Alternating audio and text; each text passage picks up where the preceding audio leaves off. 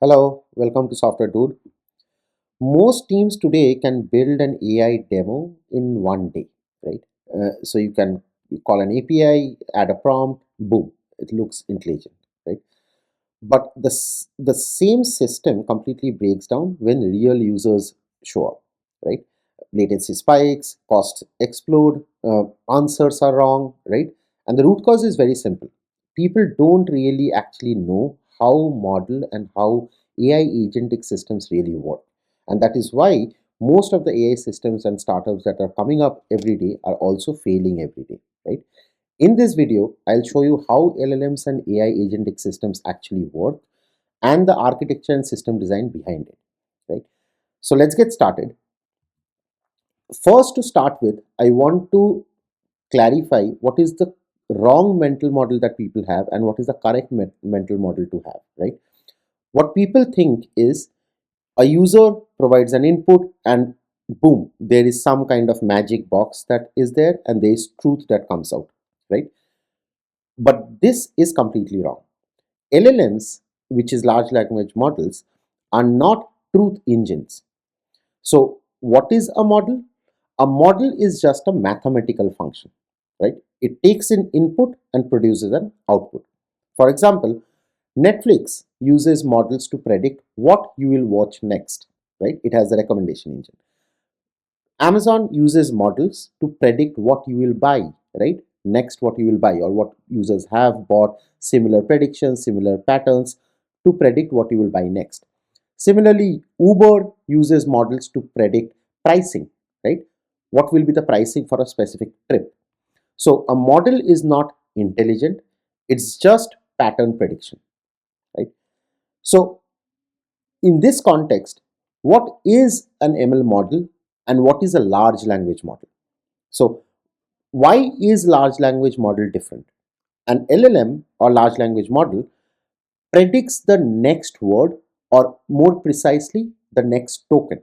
So, if I say the capital of France is, you will already know the answer to that is Paris, right? The model exactly does that, but at massive scale. So LLM is not exactly a knowledge engine, it is a probability engine. So that is why a large language model and a ML model are different. What we will do now is we will build a complete LLM agentic system from scratch, starting from the simplest first principles to building a production system, and we'll see along the route how that really works, right? To start with, let's build the system step by step. Let's start simple. A user sends a request, the model processes it and returns a response. This is the most minimal AI system, no magic, just input and output, right? Looks very simple, but everything important here is obviously hidden, right? So what we will do now is we will add tokenization to it.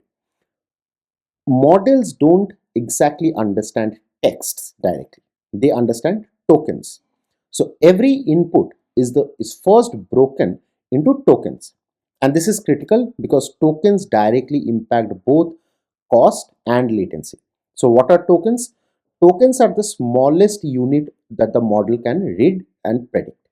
So tokenization is converting human text into machine readable tokens, right? And here is the important part. Tokens equal money. So every token you send, you pay for it, right? So this is literally how OpenAI and Anthropic and all these companies are making money, right? Based on tokens. So now you have tokenization in the system. Next, what we will add is a generation loop. So now here is the key. LLMs don't generate full answers at once. If you have used ChatGPT, you may have seen how the answers are generated in a written fashion, right? So what they do is they generate one token at a time. Each token is added back into the context and the process basically repeats. So this loop is what creates long coherent answers, right? So what is a generation loop? Generation loop is basically predicting one token at a time and appending it repeatedly in a repeated fashion, right? And what is a context? Context is all tokens that the model can see while generating the output, right? So that's the context of the model. This is the most important concept in this video. This is not reasoning. What you have to understand is it is a loop system where every input that is fed, the model has some context. Based on that context, it predicts the next token and attaches it to the end of that response, and this process continues. That is how you see the long coherent answers, right? Next is transformer code. So inside the model, the tokens basically become embeddings. They pass through transformer layers and produce probabilities. What you are really interacting with is a probability engine, which is predicting the next token. Nothing more, nothing less. So what are embeddings? Embeddings are the numerical vectors that capture the meaning of tokens, right? Transformer is the engine that processes the tokens using attention to understand the context, right? Attention is what helps the model figure out which word matters. So sometimes you guys may have seen that when you are talking to ChatGPT, then you are probably already have a long chat that is going on, and then all of a sudden you might have sent, can you tell me the meaning of this? Now this or it, like these things, you are not exactly repeating what you are trying to say. How does the model know what you are referring to when you are saying the words it or this, right? That is what helps it to, like, attention is what helps it to figure out what it or these, like these things, refer to, right? So that is where the transformer core comes into the picture. Next, what happens is, this is the biggest problem in my mind. LLMs alone is limited, right? It doesn't really know your specific data, right? So for example, if you ask ChatGPT about your company's internal documents, it will probably not be able to answer that question, right? Because it doesn't have that idea. So what we do is we add retrieval engines. Retrieval is bringing in relevant external context, so that the model basically stops guessing and starts grounding its answers. So retrieval is basically fetching the relevant external data to ground the model's responses, right?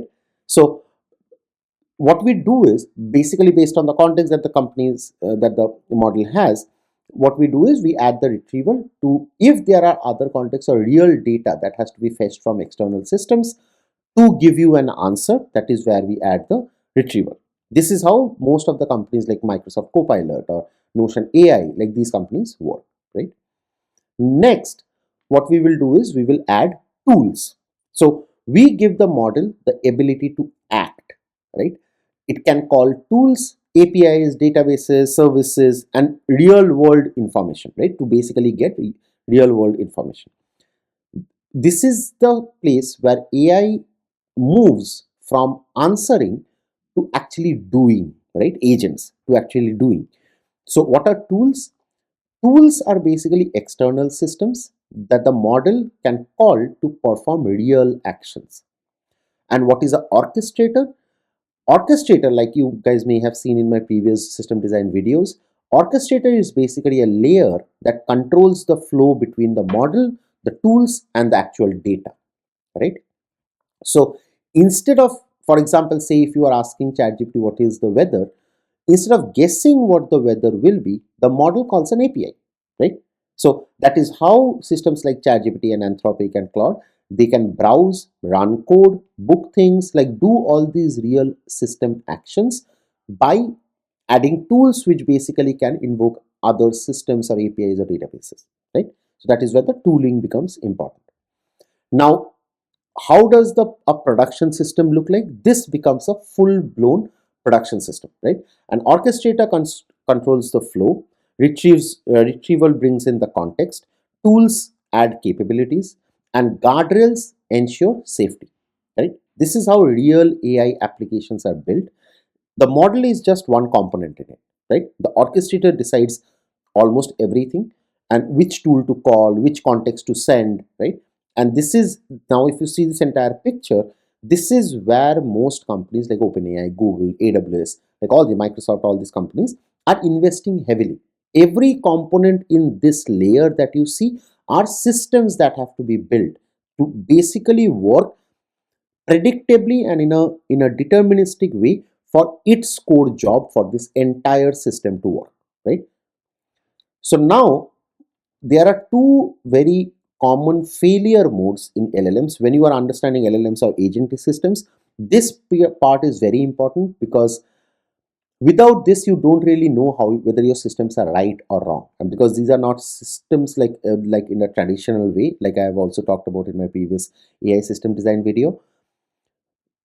If retrieval is weak, right, the model starts guessing. So, and because there is no verification layer, it can produce answers that sound correct but are completely wrong, right? These are false positives, which in technical terms are called hallucinations. So you may have heard this term that my model or my agent is hallucinating.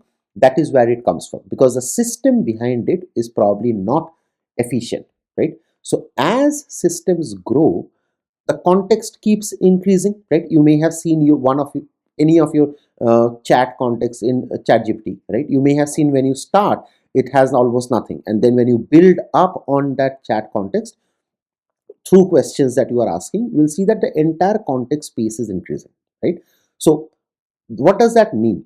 Firstly, it means that more tokens means more, like, higher cost and slower responses, because the model now has more context to deal with and give you an answer, right? That is where latency also rises. Users, like the users trust generally drops. So the first response that you see from ChatGPT or like other systems, you will see that after a long context of chat that has happened, the system generally takes time to respond back, because now it has a lot of context to deal with, right? And so scaling an AI system isn't just about accuracy, that is definitely one aspect, but it is also about efficiency, right? So you will see in most of these systems, they will say that please verify your answers, because this is an intelligent system. They are predicting in kind of patterns using context to give you the next token. It's a system that is built. It can make wrong decisions, and that is where, if you are building such a system, you have to keep these things in check, right? And these are the biggest risks in AI systems, if you ask me. People think that the model is broken, right? But most of the time the system is actually broken. So in the slide, if you see, the failure mode are hallucination part, and latency and cost are probably, in my opinion, the two three major failure modes in any AI or agentic systems. And which is where, like I mentioned, most of the startups die, because they are not able to, when the system scales, they are not able to exactly predict or understand without observability how and why the system is failing, what will work, what will not work, right? And so some companies, I know a few companies myself, who are burning thousands of dollars, right, per day on just bad prompts. So they have built some system, but the prompts are so bad that the system is not really working, and they are improving the prompt. But basically, in the background, do they have an evaluation framework? Do they have the verifier? Do they have the context building mechanism and observability around that? So that is where the systems fail. So if you are building an AI agentic system, I would say the final thing that you should keep in mind. So if we summarize everything, the final mental model, if you remember one thing from this video, here is the key takeaway, right? LLM is just a probability engine. What makes it useful is everything around it, right? So if you look at this image, you will see the system design here has multiple components around it: retrievals, tools, memory, guardrails, evaluation. So AI is not just about prompts, it's about systems, right? So what you have to do is you have to think in layers. You have to build once and reuse everywhere, right? So if you can build this system or draw this system uh, yourself, then you can build a real AI product. There's no question about that. But most of the people get this wrong, which is where something in between falls apart, right? So that is what separates, in my opinion, like, good engineers from great engineers, right? Like every component in this piece, if you see, are like systems that you have to be very careful about and carefully build to make this entire thing orchestrate beautifully. It's a beautiful thing, right? So that's all that I had. In the upcoming videos, I'm going to break down all these components in depth. So was that there?